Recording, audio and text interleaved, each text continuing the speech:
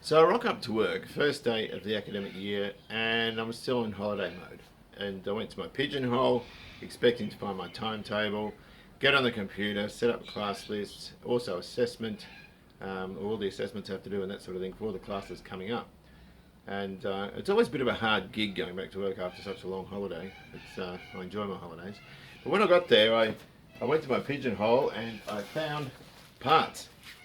And a wonderful chap, nice birds, a wonderful chap, Warwick Tetlow, sent me these camber bolts, which I can use. Don't forget I've got 3 Fords, and I will use these in the XC. And Warwick, of course, had an XC GXL 351 and also a Police Interceptor XC as well. So, I mean, I've got a GXL and it's got a Police Interceptor Speedo, but I can't really match what he had. But Warwick, if you see this, mate, thank you very, very much. It was a real surprise getting to work and seeing parts instead of timetables.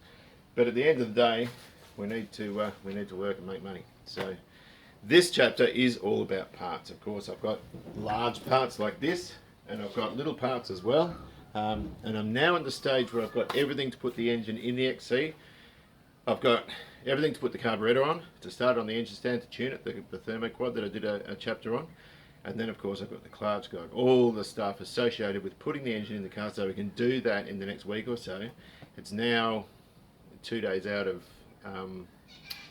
school holidays, Easter holidays. So I've also got a garden shed coming because Mum sold a house and I have to store parts, and it's pretty crowded here if you hadn't already noticed that. So we can crack on at long last with the XC. And of course I have spent a lot of time and devotion to the Plymouth. I wanted to get it to the stage where I could start it, run it, all that sort of stuff, and I'm there now. I still haven't finished the brakes because I do have to lift the body up and change the mounts, but I've got the mounts now. Just got to get the bolts for it, which is easy. That's like 10 minutes down the road. And of course that can now sit there. I've also ordered a headlining for it. I think I mentioned that in this video. I've already done all the stuff for the video. This is the end of it, and I'm sort of doing the start, if that makes any sense. I can't remember what I've said. So both cars can come along a long way. A long, long way. And of course, once the headline's in the Plymouth, then I can put the front rear glass in. The mounts are done, everything's ready then to just trim it basically. But the XC doesn't need all that much spent. It's still in the same state you saw it at the end of last year, but now there's a few grand to spend on it, but mainly once I've got this engine in and it's running and put a headlining in, it's the same sort of deal, it's just fitting it out then. So apologies for not only to Warwick for a start, it's taken me a couple of months to get all the XC stuff to a point where I can make a video about it. But apologies to everyone else that's been waiting for the XC and it's been shelved for now, but now I can sort of crack into it, and I'm looking forward to seeing that engine in there and moving forward. So it's an exciting time for me, so I hope you enjoyed. I'm not fitting the engine in this video, this is just about parts. So it's preparation, and the reason for that is because if I do a video on fitting the engine and wiring it, then talking about parts, it's going to be about an hour and a half. It's going to be too long. So this is a 20 odd minutes just about the bits, and so the next video in a couple of weeks, if that, will be purely mechanical work. It won't be sort of me chatting and talking and boring people basically. So I hope you enjoy. Right, well I've just gone and ordered 4 Sumitomo white band tyres for the XC, which means I now have to revisit these wheels. And these were the ones that were powder coated in a colour I wasn't too fond of, so I want to get them stripped and cleared, powder coated with clear. And I've also got some pulleys, and that's the interior light bezel for the Plymouth, so I'll get that blasted as well. I'll get that hydro blasted. So I'll get these things into the car and get them looked at. Right, so I've just picked up these lovely Sumitomo white band tyres. These are a Japanese tyre, pretty good. I've got them on the XW. They're only a 205, so a good 351 is going to fry these fairly quickly if you're sort of too heavy on the throttle. But the one thing you need to look at when you buy tyres, particularly if they're cheap, is that production date. And of course that's the 24th week of 2016, so it's like June last year. Some roadworthy guys that are savvy with this sort of stuff will knock them back if they're older than 5 years old. They have a use by date on them, irrespective of tread wear, just on the premise that rubber does go hard and loses its grip after some time. So the wheels have been sent off to be re-dipped and re-powder coated again, and once I get them back I can sort of fit these up and put them on the car. Right, well, a couple of parts here I want to discuss. Of course, we have a brand new flywheel here. It's got a little bit of surface rust coming up on it, but we can wipe that off with a bit of Scotch-Brite. New bolts, of course, we always use ARP. These are fantastic, and a little bit longer than the ones used for the automatics with the flex plate. And of course, we don't need that ring that the flex plate uses because it's nice and thick there, so that's all good. And of course, a sandwich plate, which again doesn't have a little inspection thing for the torque converter, so we can use that too. Now, I've made a bit of a mistake. And of course, I've gone back on what I said before. Again, I'm using an 11-inch single plate clutch, and they use 3/8 course bolt, 6 of them. Now, this hasn't been drilled for the locators and so forth, but the standard clutch bolts that I bought were 5/16 because that's what Ford used on the twin plates, which of course were a bit longer. But I didn't check that before I bought them, so I've ordered a set of 3/8 Chevy ones. Now, the 3/8 ones also have a shank that's about 3/8 of an inch deep on it, so it might mean just drilling. They might clear that little rebate in there. I don't know. Because the pressure plate's probably almost 3/8 of an inch thick, so I've just got to, or sorry, 1/8 of an inch thick, so I've just got to see if that will nip up against there when I get these bolts. They're in the post at the moment. And then we can sort of go about putting this on the engine. So they're wrong. Could have returned them and paid another $10 postage and another $10 to get the other ones, but for an extra $10 I could just buy the others and sort of retain these and put them away somewhere. Maybe I can use them for something else. Not really sure. Now, of course, the clutch kit also came with a thrust bearing in the carrier, so that's all good, and a spigot bearing as well. And Holden use a bush, Ford use a bearing, so I've got to make sure that that fits the shaft on the gearbox properly and also fits into the rear of the crank properly as well. So there's a few checks we need to do before we can actually fit it onto the engine. But there are a couple of other bits I want to talk about as well. Just a sec. Too much tea. Anyhow, I've also got the boot that goes onto the bell housing for the the clutch fork. I think there's a spring runs off that. I'm not sure. I can't remember. And our little slave cylinder with a push rod. I think the spring holds it firm against the push rod so it doesn't drop out. And here's a yoke. I've had this for years, and I've just sort of spruced it up with a bit of Scotch-Brite. That should be right to use there. Again, with these sorts of things, you rotate them laterally. You don't sort of go longitudinally, if you know what I mean, because you don't want them to leak oil. So I don't have a tail shaft for the car yet. That can come later. There's a guy in Frenchy Gully that does incredible work with tail shafts. He's very, very affordable, and his work's second to none. So I'll be paying him a visit.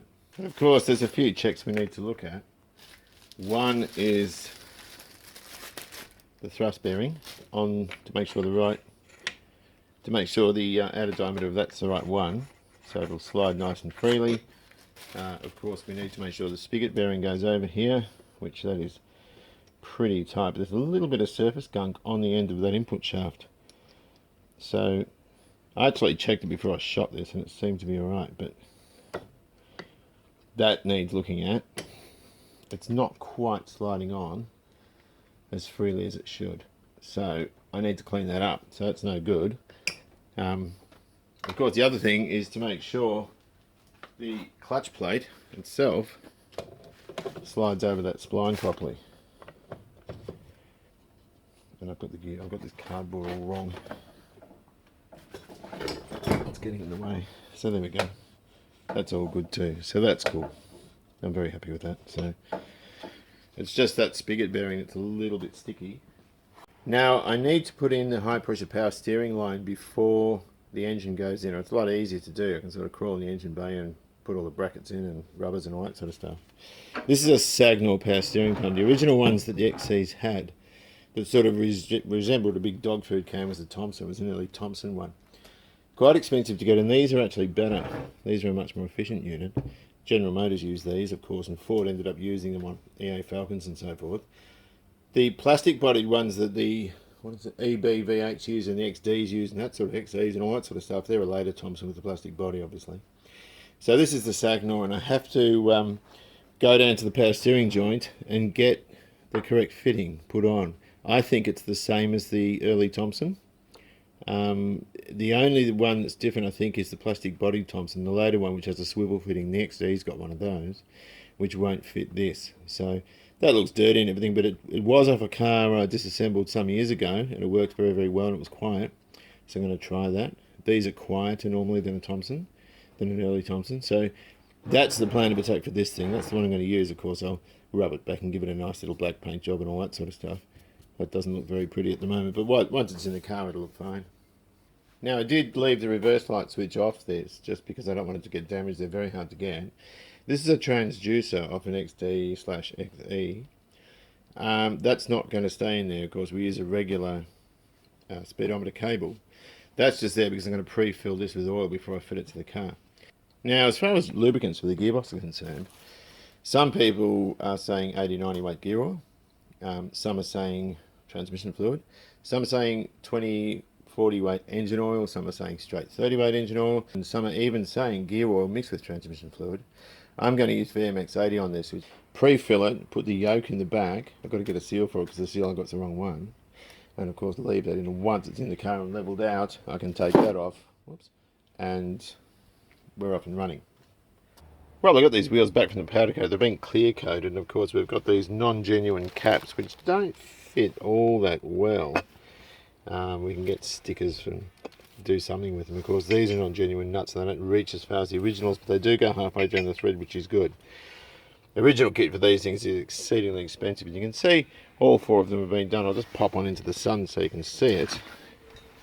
Perhaps a little bit clearer. And you can see it's the proper finish. That's exactly what I wanted, which will make it far more cleanable. These things have a way of collecting brake dust and being really hard to clean because the casting isn't awfully smooth on them. And of course people rattle can them in silver, and that doesn't look right either. So they're all ready to have those lovely Sumitomo tyres put on and getting balanced as well, so then I can stick them on the car. Now, in addition, I've got the pulleys for the engine. They're the original Ford ones, which have been powder coated. These were quite rusty and looked a bit daggy, but I haven't unwrapped them, but they're going to look nice in there. There's of course the water pump and the crank one there. The alternator and power steering pump already have their pulleys on them, and the bird's going nuts. And also this, which was in the box and I forgot about it, that's the interior light bezel for the Plymouth, which was in terrible state, and it's not perfect, but I'll tell you what, it'll do. It'll be fine. And of course, for the Plymouth, I've already ordered the headliner in Starline, which is an embossed sort of star-type pattern on an off-white headlining. So that will look really period correct and quite good as well. Bit of a close look at these products. I don't know if I've mentioned these. I may well have done. These are the 3/8 clutch retaining bolts, the Chevy and Holden ones, with the approximate 3/8 shank on them. I think these are going to be fine without modifying that flywheel. I think they'll go on really, really well. I perceive those. This is the advantage with working in a school that has its own RTO, in terms of an automotive and engineering centre. This is a piece of 1mm sheet stainless steel, which I've had cut. There's a little bit of flashing there I can just file off there and there where the laser stopped. And that will fit absolutely perfectly on here. I'm just doing it with one hand because I'm sort of filming with the other one. And of course what we can do is we can lay gasket on either side of it, just use contact adhesive and lay it down, cut it out and everything. And there's no way any exhaust gas can be recirculated through this. Better than using the original one, I would think. Even though you can block it up here and also in the manifold, I'm electing to actually have both the manifold blocked and also run this plate. Hang on, Rose. Now, the other advantage with that is being 1mm stainless is it'll give that a lot more stability, because it does have sort of vulnerable edges both here and on the manifold, which could be prone to leak. So that's going to give it a lot more stability and ensure that it really is leak free. Wheel nuts I've already spoken about. These are the caps. Yeah, non-genuine with a 45mm reveal, if you like, or sort of area in there where I can just put an aftermarket sticker. The original ones were just an aluminium sort of stickers. Some of them have Ford written in them and that sort of stuff. Powder coating, of course, I mentioned before, but I didn't showcase the piece. And these are stunning. And these were rusty, horrible looking things. And the gentleman at Tech Coat in Bayswater did these ones, and they did the wheels as well. And I'm well pleased with that. Now, also, starter motor spacer. Now this one's quite interesting. This is a $35 off eBay one. And it's aluminium, and it is beautiful in terms of quality. This is from a seller that gets a bit of a bad rap with some of the kit that they sell. They sell a lot of, what do you call them, rotating assemblies, stroker kits, and they get a bad rap in the forums. Now, I've never used any of those sorts of products, but I have bought one or two bits from them. Of course, this is one, and this was at 35 bucks. Now, these traditionally are anywhere between 55 and 65 from the other suppliers. So I've gone with this because it's just got to hold the starter motor at a certain distance, so it's all good. But I have bought these pulleys from them as well. These were just bought for this test mule, if you like, and there's a sort of a turned aluminium water pump and also crank pulley, just so I could run a single belt, I should say, on the running stand for this 351 engine. Now, these were cheap. These were $60 the pair, and the ones I've got chrome ones on the XW, which were from a reputable shop and a good brand, which have a lot more run out. They're nowhere near as good as these things. So it's always, you know, it doesn't always mean the cheap stuff's not good, because these are absolutely brilliant. And even more parts. And how am I affording all these parts? Well, I sold my little Austin. Of course, for the XC we have a pair of standard Cleveland engine mounts, and of course they're one size fits all for every Aussie Cleveland car. They all fit. And it's also the same with the transmission mounts. Now that's the same for a C4 and a single rail manual, so that's going to go really, really well as well. And of course we need the transmission oil seal, because the one that came with the gearbox overhaul kit, or the gasket kit I should say, was the wrong side, so we'll talk about that in a moment as well. Oil jointing, which is gasket paper for the stainless steel plate that we had made up before. Now these parts over here, that's a body mount kit, or at least a set of body mounts for the Plymouth, so it doesn't relate to this car. And they're in two halves with a sort of extended spigot on them, which is what we need for that. This thing, now it's going to upset the Mopar guys, it's a Ford C-Clear washer bag. Now I wanted a washer bag on the Plymouth. There's a couple of advantages with this, and that's that it has this external drain on it that goes into a pump, and there's the pump here. See, it says nice pump, and that's because it's a nice pump. Now, the Jiffy Jet one is the one that's correct for the car, and they're about $400. This is about $50, because they're made in squillions for Mustangs and Galaxies and all that sort of stuff. It does say Ford Motor Company, which is going to insult the Mopar guys, but I did want something that was going to fit inside the guard that was quite squat. The Jiffy Jet ones that are original for the Plymouth has a hose coming out the top, and it sort of has a pressurised, or not a pressurised, a foot pump, if you know what I mean. I want something with an electric pump. I can hit the button and I can wash the screen down. So I've gone with that for the Plymouth, which will insult the Mopar guys, as I said, but I can't really do much about it at this stage. I bought it, it's going on. That's about it for that. Here go the crows again. They always start up when I'm about to say something, and they're a pain. Now, here is the seal. It's a Timken seal. It's a pretty good bit of kit that came with this gearbox overhaul kit. Of course, that's not going to fit this. This is the yoke we're going to use, which is the right one for the single rail and the C4. You can see, which isn't a good thing. So we can't use that. Now, I don't know if it's going to fit this one. This is a C6 FMX one, and they are larger. I didn't think to unwrap it before I turned the camera on, so I'll just rip that open. Now, these could be right for a top loader as well. They're a bigger shaft, obviously more robust, and you can see there's a heck of a difference there. They could fit a top loader. Did I say that before? And that looks like that would fit that quite well. So that's good for a top loader C6 FMX. I think top loader, don't quote me on that. But we're not interested in that. Now these ones, the C4 and the single rail, use the other seal, which is this little guy here. Now it's a smaller one. If anyone asks you about a C10 is just a C4 that's case filled. No, it's not, it's pan filled. A lot of Aussies will refer to the case filled C4 as a C4 and the pan filled ones as a C6. The C6 is a nickname for them. The Americans call them C4s, and so do I. So that will go in there nicely, and that's the right seal for the job. Now, there's a couple of things with these. There's something very important. You have to find a hole at the bottom. The hole faces down. And the reason for that hole, well, there's a colloquial reason in that it won't If oil is to leak past the seal, it'll run out, drip out the bottom. It won't go along the yoke and then hit the uni and flick around underneath the car. What it'll do is it'll drip out of there, then go back with the wind, hit the uni and flick around the car that way. But what it's really for is so there's no suction created by this sort of going in and out, and therefore drawing oil out of the gearbox and making a mess. So that needs to face down the bottom, and it's just there so there's no vacuum formed in this area where the dust seal is. And of course, any time we fit a new oil seal, we grease it. And of course, with the automatic transmissions, you can't use bearing grease or any type of grease for that matter, because it will mess with the clutches and bands. With the manual transmission, it's not a big deal.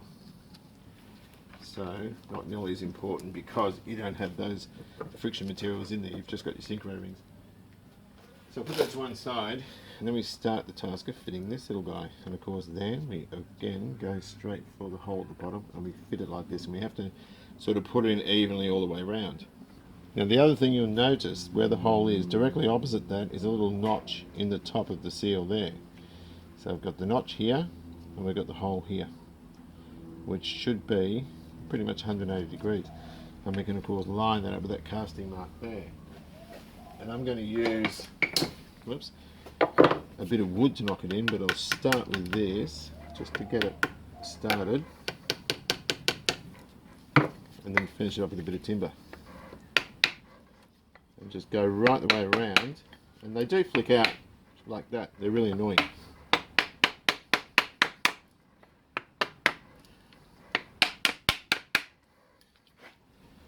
That's my boots.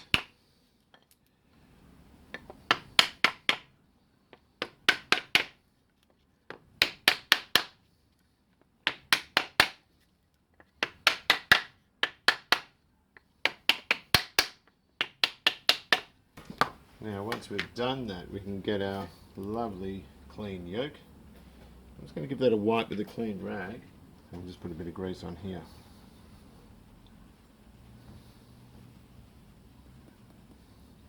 And again, I clean this up with Scotch-Brite and sort of ran it laterally around, if you know what I mean. And this can just sit in the back, and that will stop it leaking any oil. And that can stay there. Now when this is put into the car, as I mentioned, I'll leave that in, I'll leave the transducer in, I'll take the shifter out, that's just sort of sitting there, put a rag in there, because the oil can't come out of there, it's on a separate housing, and then sort of get it ready. So in this video I sort of want to get everything ready to put in, so I don't have to explain parts later on. So in terms of this oil jointing, I can just sort of get a spray contact adhesive on both surfaces, glue it down, then cut that out, or cut all these out. And then do the same thing on the other side as well. It's actually really easy to do. I was going to do it now in this video, but I'm not going to. I'm not going to do it until I'm actually ready to put them on. Because once the thermoquad's on the engine, which is now ready, I have to fabricate some choke lines. And of course that involves, I'm just going to use the 3/16 stuff, and that involves, oh, I've got to bend down and sticking that sort of in there. Oh.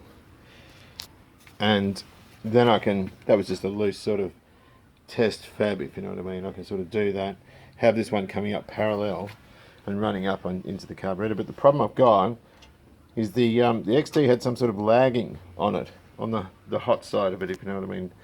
And I've got to sort of work that out, because it looks like it might have been asbestos or something like that. I mean, here it is down here. It's probably more fiberglass type stuff. I don't know what it is. It's bigger than 3/16. It's probably a metric size. It's not quite as big as 5/16. I don't know. It looks sort of 5mm almost. But anyway, I want to be able to just sort of copy this for the XC, because it's got a little bit of a gap, so you can take your covers off without causing too much grief to them.